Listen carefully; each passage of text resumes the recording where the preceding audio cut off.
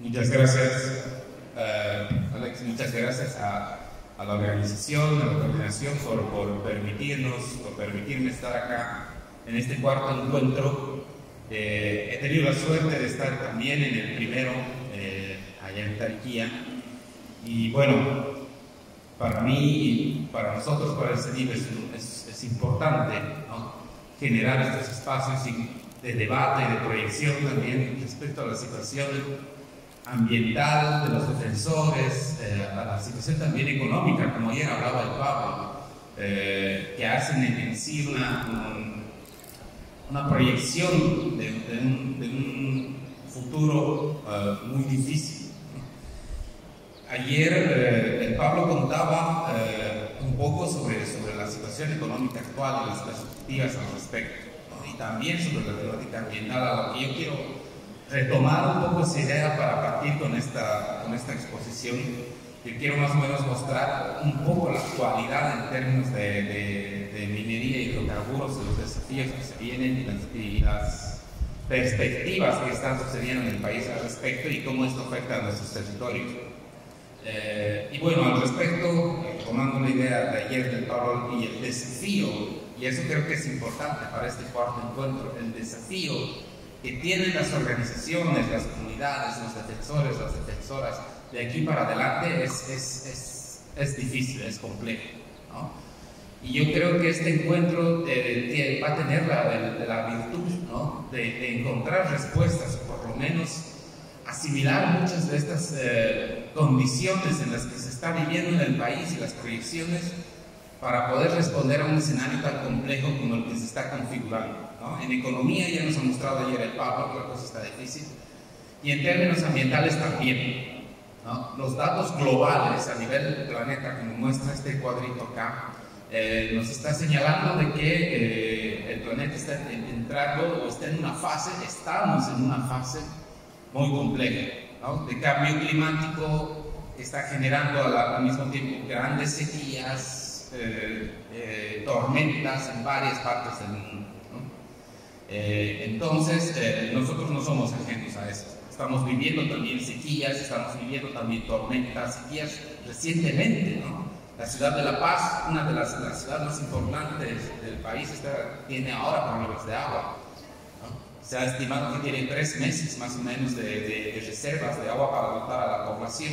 En Cochabamba, en Sacaba, igual la población no tiene acceso al agua, en fin, ¿no?, muchos problemas.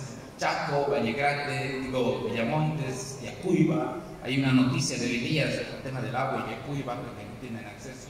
Ayer he escuchado también a los compañeras acá de San José, ¿no?, que es un problema que ya lleva mucha data. Entonces no somos ajenos a esta problemática global, ¿no?, y la estamos viviendo así. Entonces, ¿qué ha sucedido en el mundo, ¿no? Ha sucedido de que estos problemas del cambio climático, de las emisiones de gases, del incremento de las temperaturas, etcétera, han resultado en una respuesta por parte principalmente de los países industrializados, ¿no?, que han denominado la transición energética.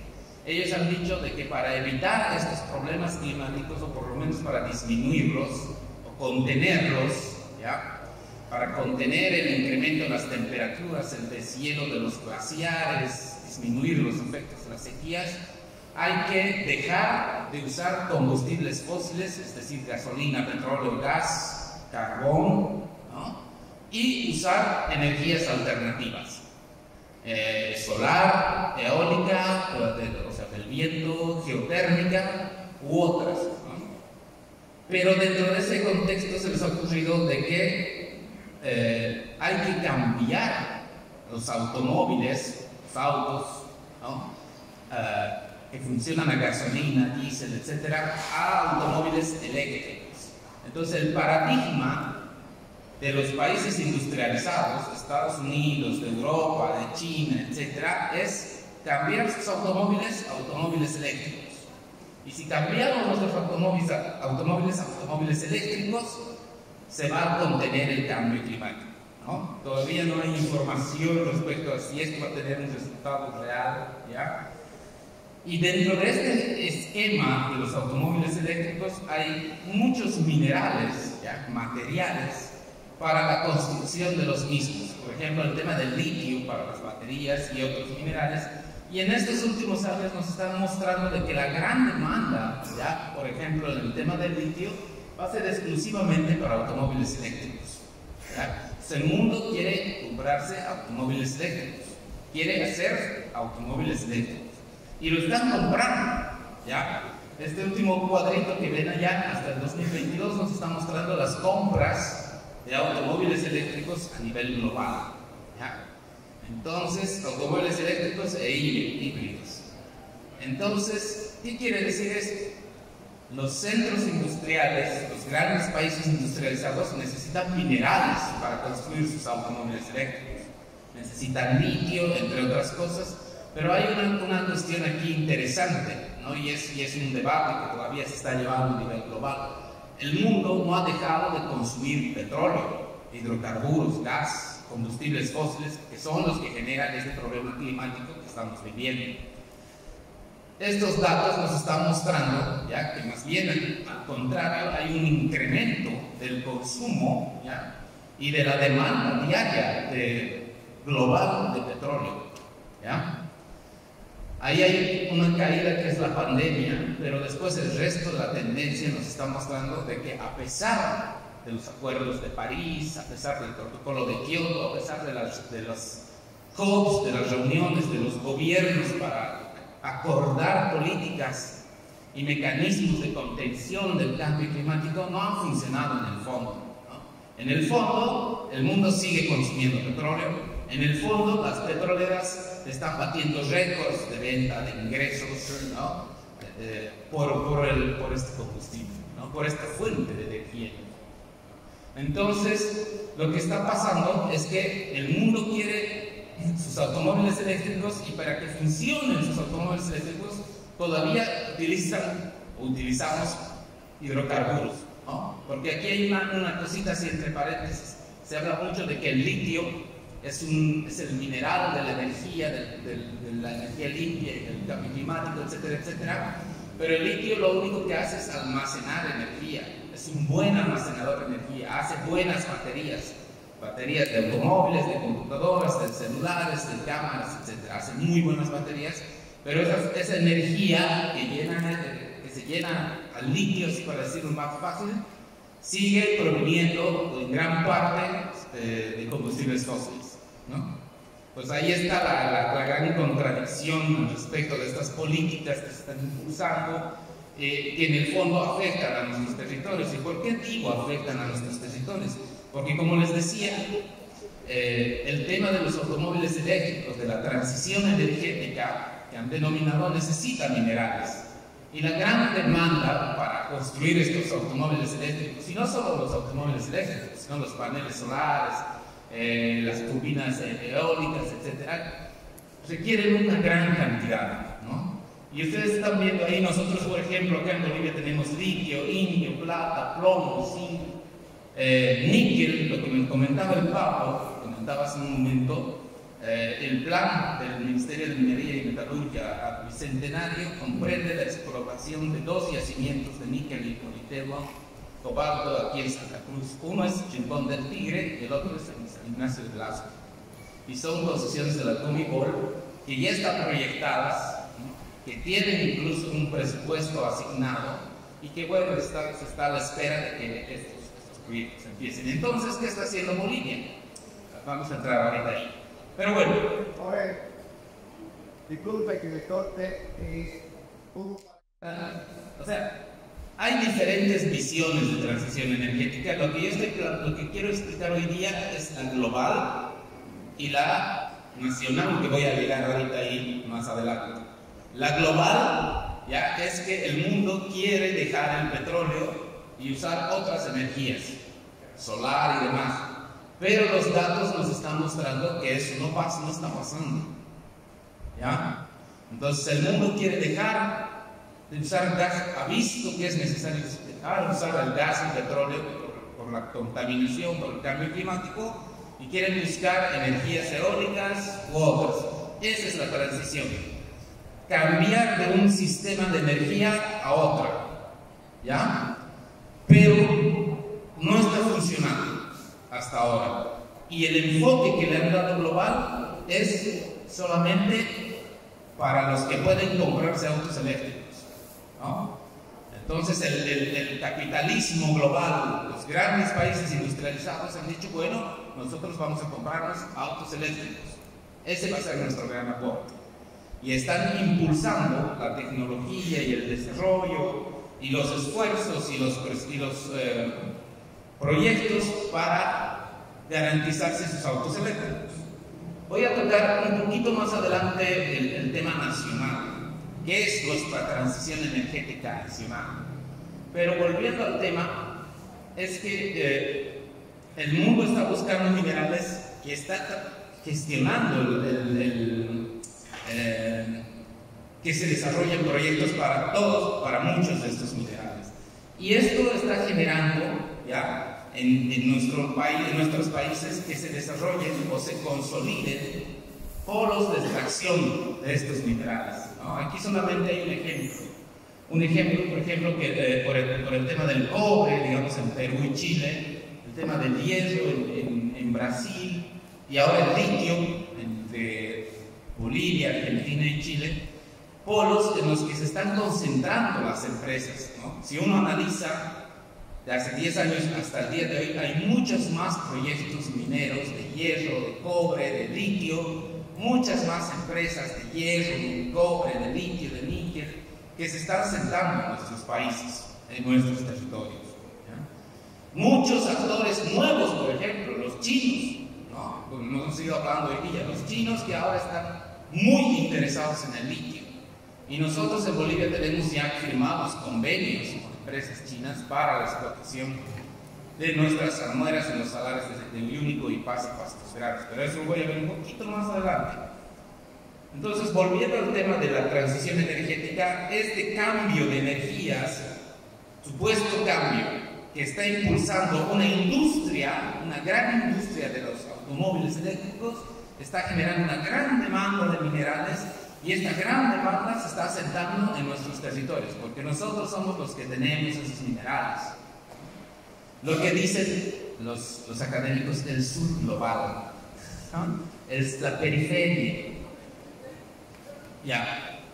Volviendo a Bolivia, nosotros no tenemos un plan de transición, ¿ya? Bolivia lo que ha hecho es adaptar políticas de desarrollo, planes y proyectos de desarrollo que ya existían, y les han puesto el nombre de transición energética. ¿Y por qué? Porque nosotros todavía dependemos en gran parte, en Bolivia depende en gran parte de hidrocarburos para su matriz energética. Ustedes están viendo hasta el 2021, el 80% de la energía primaria que se produce en Bolivia es gas. Y ayer el Pablo nos ha contado que el gas se ha hecho gas, que ya no hay, que estamos tocando a fondo y que es un problema difícil. Y las energías alternativas, las que les decía, solar, eólica, no son ni el 1% de la matriz energética, no representan hasta ahora algo importante. Entonces Bolivia no va a transitar, o no puede transitar de hidrocarburos, gas, petróleo y otros a otras energías en poco tiempo. Entonces, ¿qué ha dicho el gobierno? Nosotros vamos a hacer hidroeléctricas, ¿no? Nosotros vamos a cambiar nuestra matriz energética a partir de hidroeléctricas y vamos a invertir al respecto, ¿no? Y vamos a proyectar para que para el año 2025, 2030 en adelante se disminuya la dependencia del gas, ¿ya? Y que incrementemos el porcentaje de energía hidroeléctrica que actualmente al 2021 es menor. Entonces, con esta idea del gobierno de asimilar este tipo de transición, es que está recibiendo actualmente financiamiento, por ejemplo, de grandes entidades multilaterales, de gobiernos como Francia, ¿no?, que son uno de los principales interesados en fomentar el crecimiento de proyectos hidroeléctricos en el país, misma CAF y otros. Pero bueno, eso sobre todo en el tema de transición, ¿no? Nosotros no tenemos un plan, hay países que tienen planes de transición, buenos, malos, efectivos o no, pero tienen, nosotros no tenemos. Nosotros, proyectos que ya existían, los estamos llamando transición. Y a esto, por ejemplo, se incluye el tema del desarrollo de los biocombustibles, ¿no? Ayer hemos hablado un poco al respecto, ¿no? de las que está vinculado al tema de la agroindustria, grandes extensiones de territorio con monocultivos para transformarlos en algún tipo de combustible o aditamentos de combustible para disminuir de alguna forma esta dependencia a los hidrocarburos. Pero hay aquí un tema, esta disminución de dependencia al tema de hidrocarburos por parte del Estado no es una política que haya surgido a partir de un análisis o de la necesidad de de entender esta situación. Ha surgido porque, voy a entrar aquí ahora al tema de hidrocarburos, que es parte de la presentación,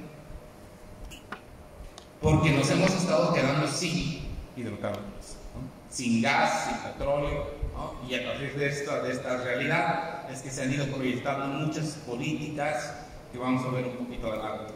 Estos datos los tenemos actuales hasta enero de este año, 2023. Hay una nueva actualización a marzo, ¿no? Pero la tendencia en el fondo no cambia. La caída de la producción de gas en Bolivia es evidente, ¿no? Y hemos, como han dicho ayer, estamos llegando ya a raspar, ¿no? los últimos yacimientos de gas que quedan en el país. Y esto se debe también a que las políticas que han existido o los planes que se han desarrollado no han sido efectivos. No sé si se acuerdan del mar de gas, ¿no? Que hasta el día de hoy nadie puede explicar qué ha sucedido con ese tipo de proyectos y otros que se han desarrollado en el país, ¿no? Y que planes como por ejemplo los desarrollados en el año 2011 respecto a la exploración hidrocarburífera no han sido efectivos y que en el fondo lo que han hecho ha sido generar ya desde esos años estos escenarios de conflictividad, porque ya se había tomado la decisión, ¿no? De que los proyectos de hidrocarburos ingresen a las áreas protegidas. Ellos ya en 2011 sabían qué áreas protegidas iban a estar afectadas, qué áreas protegidas iban a recibir algún tipo de proyecto o incursión petrolera, e incluso tenían los porcentajes, ¿no? De qué áreas iban a estar afectadas y cuáles, ¿no? En qué nivel. Aunque no se ve muy bien, más adelante tengo un cuadrito que explica un poco eso. Y que a partir de esta realidad se han generado políticas que han cambiado las reglas del juego en el tema de hidrocarburos en todo el país, ¿no? Vinculadas inicialmente, bueno, con el tema de los precios de venta de gas a los mercados de Brasil y Argentina, que casi ya no tenemos. Con Brasil prácticamente se ha terminado el contrato y con Argentina estamos a un año o menos de que se cancele el contrato de venta de gas. Entonces, ¿qué ha hecho el Estado? El Estado ha hecho lo que yo he llamado una reconfiguración hidrocarburífera, es decir, los dos momentos, grandes momentos de cambios en reglas del juego del sector de hidrocarburos, que en el fondo lo que han hecho han sido disminuir o flexibilizar las normativas ambientales y sociales, ¿no? Y de las cuales casi nadie ha dicho mucho al respecto, ¿no? Entonces, el primer momento es la gran caída del año 2014 hasta el 2017 más o menos. Este es el precio de venta de gas a Argentina, este es el precio de venta de gas a Brasil, y todas estas son las políticas que se han implementado en este primer gran momento de la reconfiguración hidrocarburífera. Todas, porque no tenemos tiempo, pero solamente las voy a mencionar. En este primer momento lo que hacen es, por ejemplo, autorizar a las petroleras a ingresar a los parques nacionales, a las partes protegidas, el famoso decreto 2366. En ese primer momento cambian las normas de consulta a los pueblos indígenas originarios campesinos.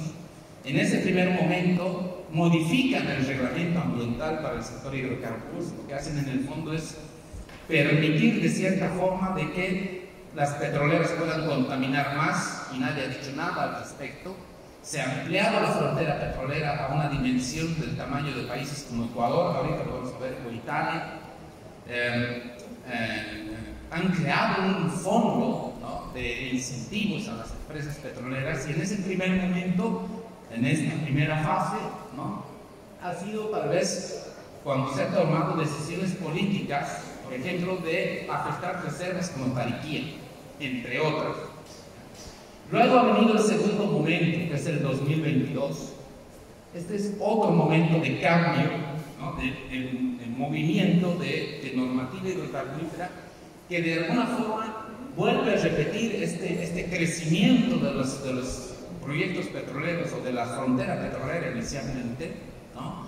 Además de que en este segundo momento el Estado ya sabe que no tiene gas y prioriza, ¿no?, la exploración de petróleo, y prioriza la compra de petróleo, de otros hidrocarburos, ¿no?, generando también un nuevo escenario de almacenamiento, transporte, con una serie de nuevas políticas. Este es el mapa de los derechos, o bueno, de las áreas hidrocarburíferas actuales a nivel nacional, ¿no? Muchas áreas protegidas están afectadas por esta nueva configuración. Ahí están, hemos hecho los cálculos, los dimensionamientos de todas las áreas protegidas que estarían afectadas con este nuevo movimiento que se ha hecho desde el Estado, los bloques y los contratos que estarían afectando o estarían dentro de estas áreas protegidas. Muchos de estos bloques están activos, son contratos vigentes, otros son proyectos que están en perspectiva de desarrollarse, ¿no? Y entre los más afectados nosotros tenemos evidencia bastante de, por ejemplo, el tema de Tariquía y el Aguaragua, entre otros. Proyectos que tienen ya licencia ambiental, que ya están, por ejemplo, en el Illao, para los que son de Chuquisaca, el proyecto Inchuco ya está igual con licencia. El Amoró tiene también una autorización de inicio de exploración. Bueno, en el Carrasco se han firmado contratos, el famoso contrato de San Miguel y Sarsama, que son nuevos, donde también se están desarrollando proyectos. En fin, todo este nuevo cambio, esta nueva reconfiguración, como les decía, está afectando no solo a áreas protegidas, sino también a territorios indígenas, y está generando una nueva presión, porque nosotros también en el CENIC hemos tratado de denunciar hace mucho tiempo, y lo que decía Alex, la marcha hacia el norte, la concentración de proyectos, de áreas hidrocarburíferas, de nuevos contratos, futuros contratos, proyectos de exploración, en el nuevo paradigma exploratorio, que ya no es el Chaco, ¿no?, ni el Subandino Sur, sino que para el Estado ahora es la Amazonía. Y lo vamos a ver ahorita.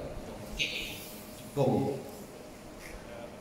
Entonces, para redondear sobre estas nuevas políticas, aquí tienen todas las normas que se han aprobado en este segundo movimiento de la reconfiguración hidrocarburífera, y entre todos estos decretos, resoluciones ministeriales, hay uno que me llama la atención a mí especialmente, porque creo que es un tema que nos compete discutirlo como organizaciones, como comunidades, porque lo que ha hecho el Estado ha sido reglamentar el artículo 33 de la ley de hidrocarburos, que es el decreto, es el artículo que trata sobre la exploración, ya reconocimiento superficial, la sísmica, los proyectos de sísmica. Los que conocen el tema de hidrocarburos saben que es uno de los pasos más agresivos que hace el sector de hidrocarburos en los territorios.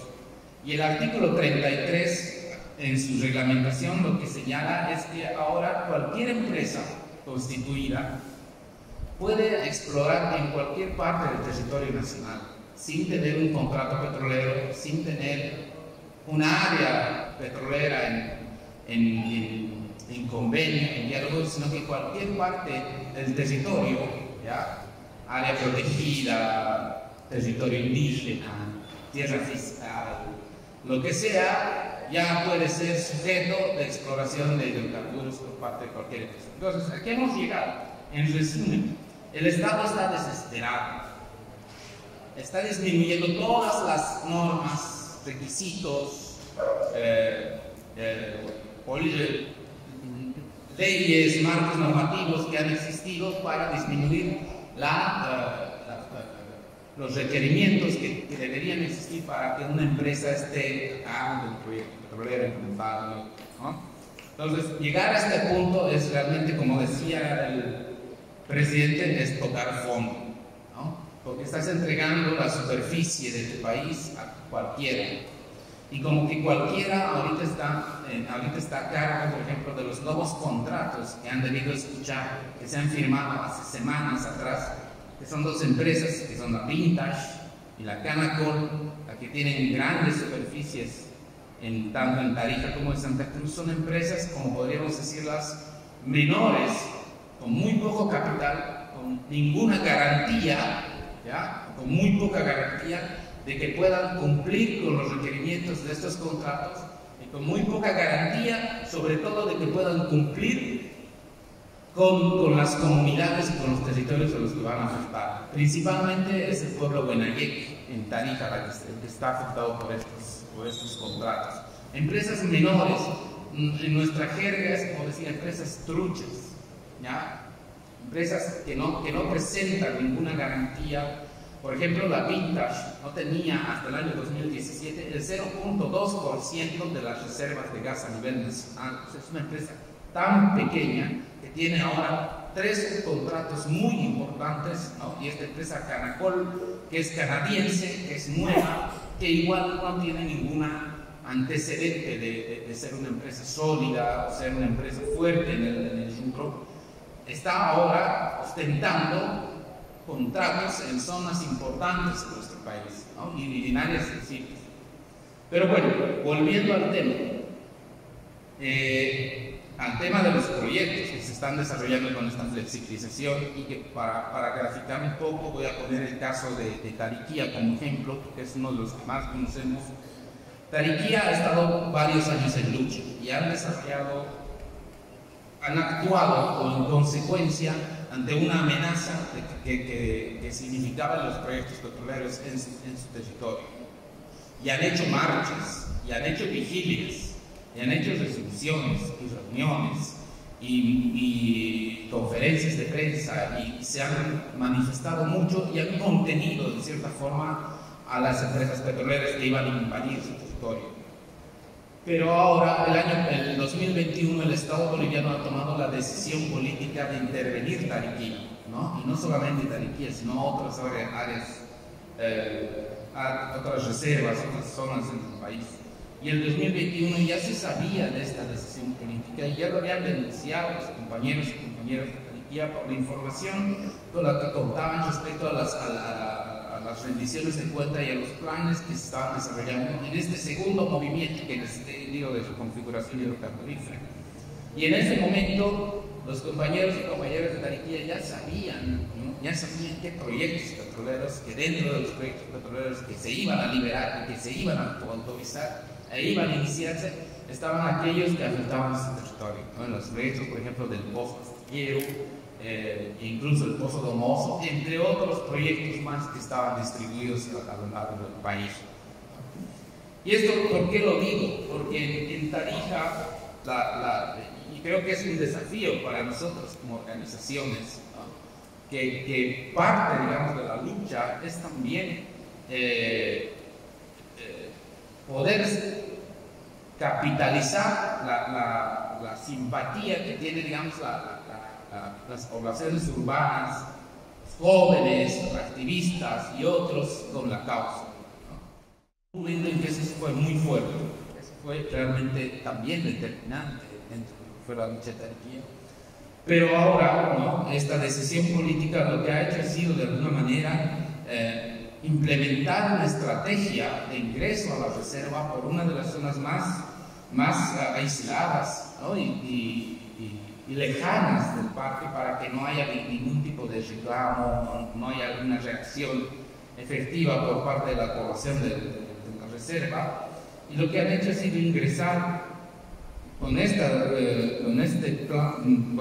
decisión política, como les decía, principalmente a la zona de Astillero. Ahorita vamos a ver un grafiquito más más claro al respecto, pero lo que les estoy mostrando es que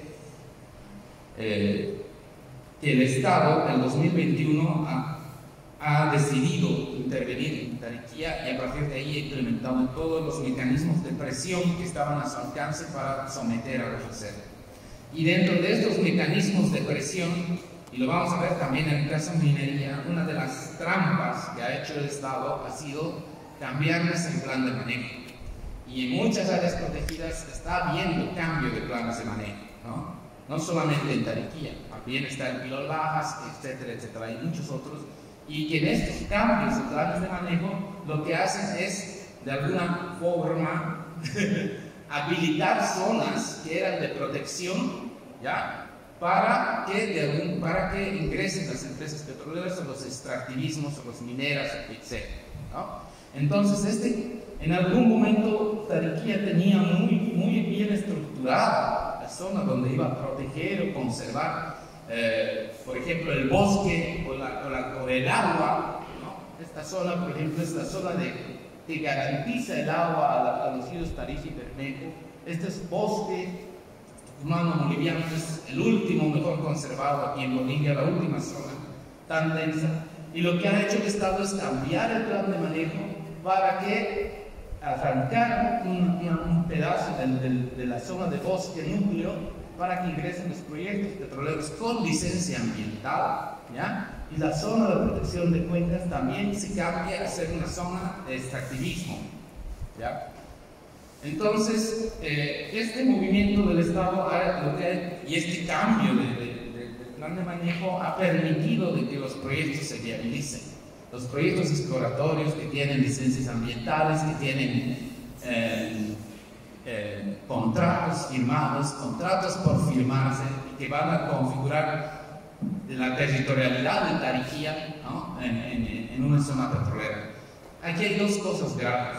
Primero, las empresas petroleras lo que hacen es generar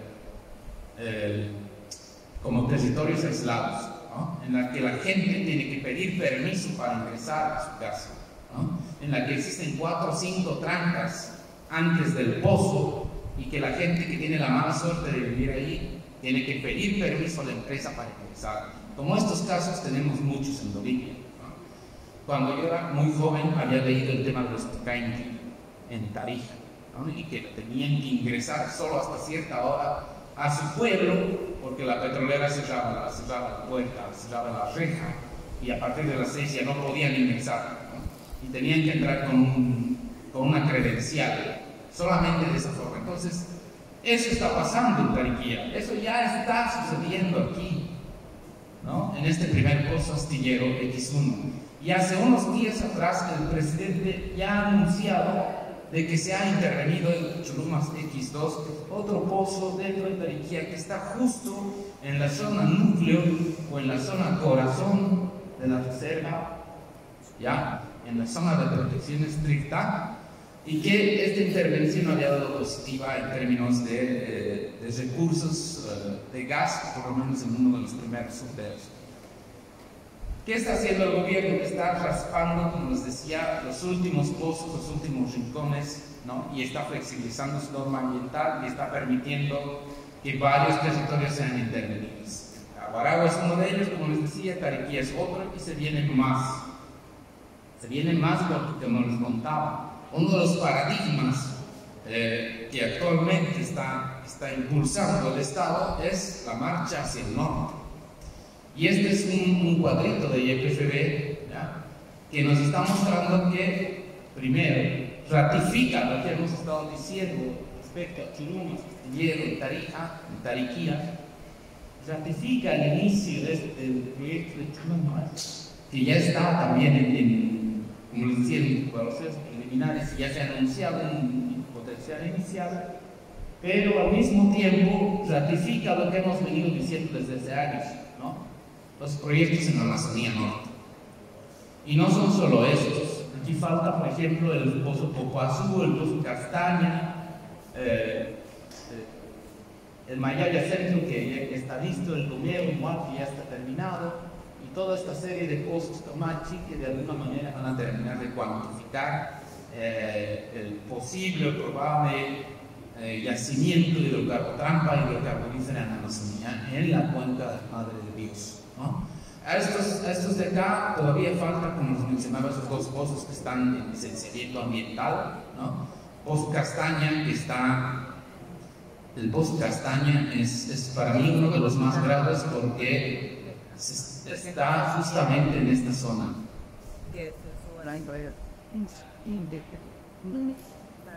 Entonces está en medio de dos áreas protegidas, entre el Madidi y el Mamuri, ¿no?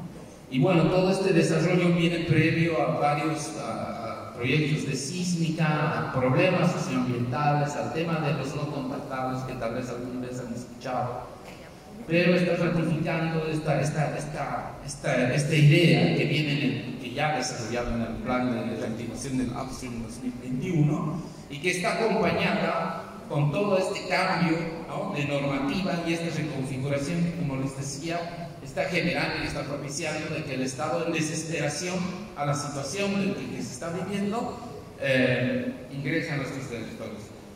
Voy a tratar de resumir un poco, porque todavía me toca un tema igual de intenso, ¿no?, más intenso incluso, que es el tema minero. Y en el tema minero, de la misma forma, tenemos una ley minera que ha sido aprobada en el año 2014 y a partir de su aprobación, que ha sido una ley minera hecha por los mineros, por las cooperativas, por las empresas, por los sectores estatales, a partir de su aprobación lo que se ha hecho ha sido incrementar los volúmenes de producción minera. Es decir, ha habido más minería desde la ley minera, ¿no? Y obviamente ha sido el resultado porque eso es lo que ellos buscaban. Y en los últimos años lo que se ha hecho ha sido incrementar bastante el tema de la producción y de la exportación y de los volúmenes por ejemplo, el valor de producción de los minerales. Hay los datos hasta el primer trimestre del 2023, pero de alguna forma nos está mostrando que somos un país que principalmente exporta, ¿no?, en valor oro, plata y zinc, ¿no? Curiosamente, el zinc es uno de los minerales de transición, ¿no? El plomo también entra en esa lista. Pero bueno, ustedes están viendo acá de que se están batiendo los récords. Cada año se vende más, cada año se produce más, cada año hay mayor registro de ventas, pero lo que no nos está mostrando es lo que queda. Y ayer el Pablo estaba diciendo, ¿qué es lo que queda? ¿Qué es lo que queda aquí en Bolivia en términos de minería? Una de las cosas, por ejemplo, que queda, ¿ya?, de las pocas cosas que queda, es en temas de recaudación fiscal. Ustedes están viendo ahí, en esta torta, toda la recaudación fiscal del año 2019, por ejemplo, y solo estos componentes representan lo que es la regalía minera y el tema de los impuestos en minería, ¿no? Entonces, para el país, la minería todavía no es ni una décima parte, ¿no?, de lo que la economía nacional.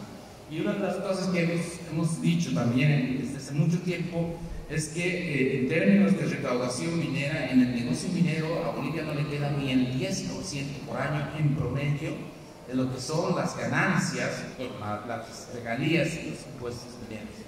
Entonces ustedes ven ahí, otra vez vuelvo atrás, ven ahí grandes cantidades de millones de dólares, 6.000 millones de dólares, 4.000 millones de dólares de exportación, de producción de minerales, pero lo que no ven ahí es que en Bolivia se queda 600 millones, 400 millones de regalía que se distribuyen en los departamentos productores y que llegan al colmo, ¿no?, y hemos hecho también nosotros un poco de esto, de este análisis, llegan al colmo de que uno de los municipios mineros más representativos que tenemos en el país, que es Mapiri, un municipio aurífero, volviendo otra vez atrás, disculpen que salte así, Bolivia produce oro y cada vez produce más oro,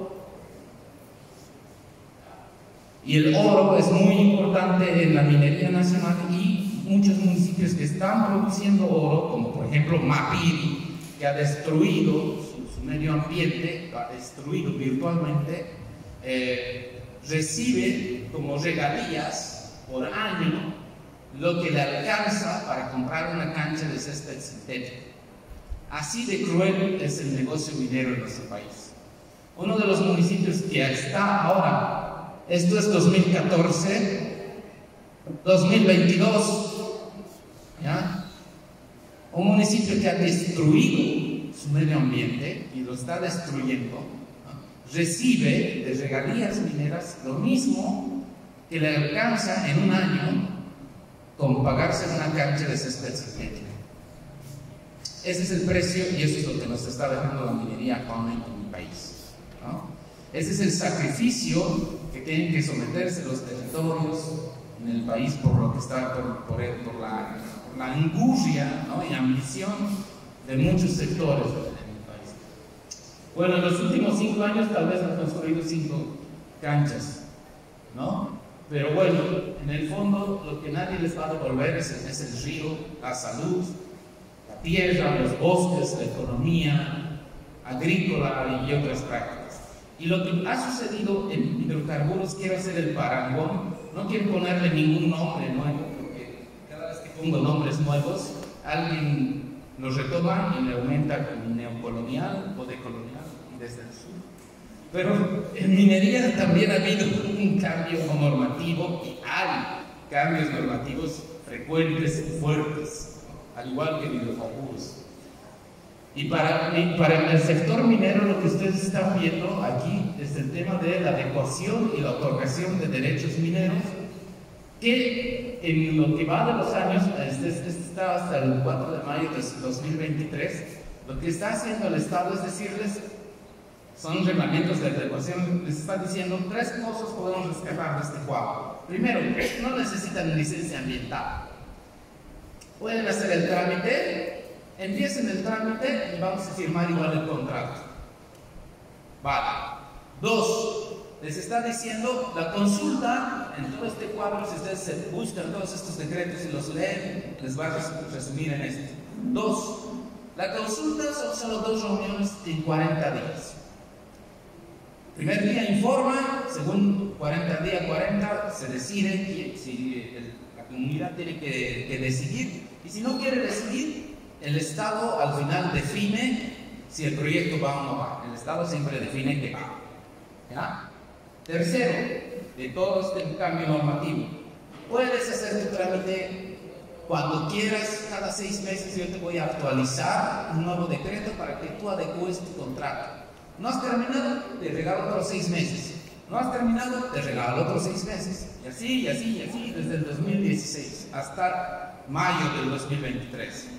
Entonces los mineros no tienen ninguna presión, porque pueden realizar su actividad libremente sin tener contrato, ¿no? Porque está en trámite, lo van a seguir tramitando, no necesitan la licencia en algún momento. Por ejemplo, este de acá, este certificado de trámite de licencia ambiental, el CETLA, de alguna forma les decía, no necesitas licencia ambiental, haz tu contrato para seguir trabajando, pero empieza el trámite, algo así, por ahí vamos a empezar. Y lo último que dice este cambio, esta reconfiguración, y lo que yo quiero de alguna manera también ponerlo en la mesa, porque es un tema de discusión para quienes vivimos en territorios o zonas que están afectadas por minería. Uno de estos decretos señala de que el plan de trabajo que tiene que presentar la empresa cooperativa quien vaya a hacer minería define y decide y determina con quiénes va a ser la consulta. O sea, yo presento un plan, voy a hacer minería en Roboré y solo les voy a consultar a mis amigos de este lado, pero ellos no, porque van a estar igual afectados. El plan de trabajo del sector minero determina a quiénes voy a consultar, todavía en una forma muy debilitada, dos reuniones de 40 días de uno al otro, ¿ya?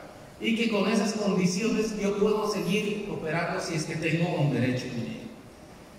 Volviendo al tema de las áreas protegidas, lo que han hecho con el Tariquía, lo están haciendo, lo han hecho también con el Madini.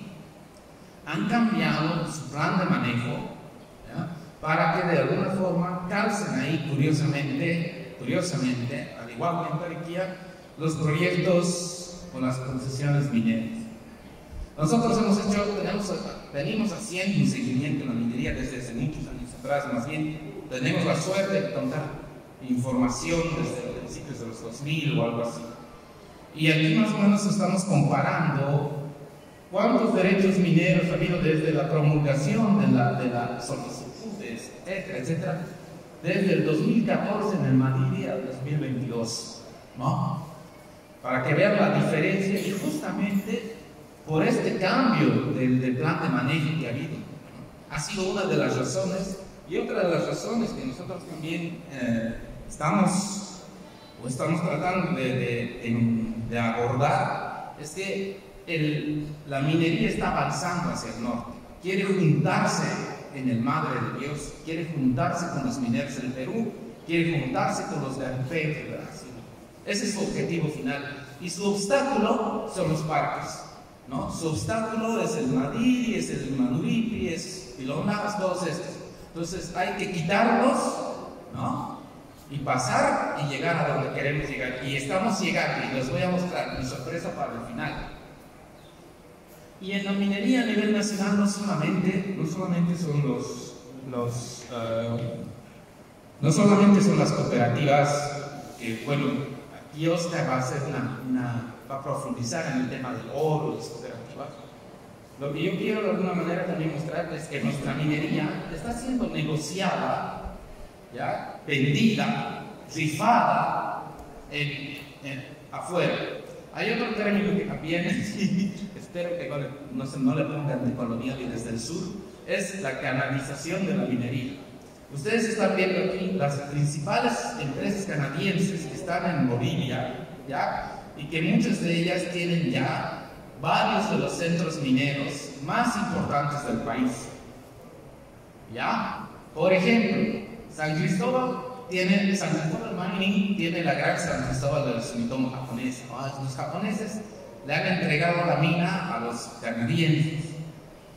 La Santa Cruz Silver Mining, ¿no? Lo que decían los hermanos de Antequera, esta empresa se ha comprado la Glencore, una empresa suiza, le ha vendido a los canadienses Porco, Bolívar, Colquechaquita y otros centros mineros, ¿no? Otro, la Andean Precious Metals, aunque nadie escuche de esta, ella es dueña de Bartolomé, del Cerro Rico de Potosí.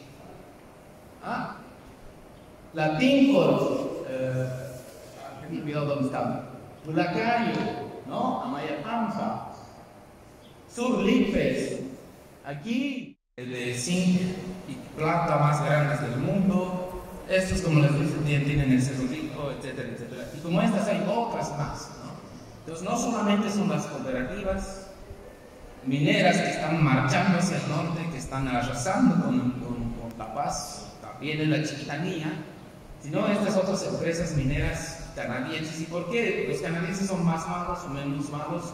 Eso no ese es el tema, sino que los canadienses y estas empresas lo que hacen es inscribir los recursos de tu territorio en la bolsa de valores para que otro venga y se lo compre.